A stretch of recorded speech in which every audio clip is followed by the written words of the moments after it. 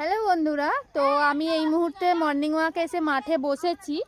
আর ওই দূরে দেখুন আমাদের রিম্পাদি, আমাদের তনুরা খেলছে,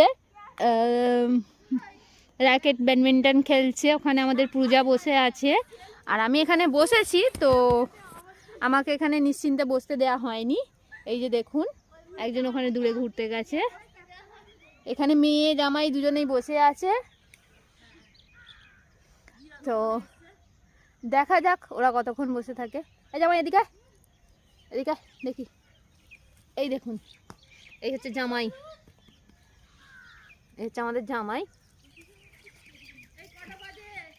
কটা বাজে দেখছি। টাইগার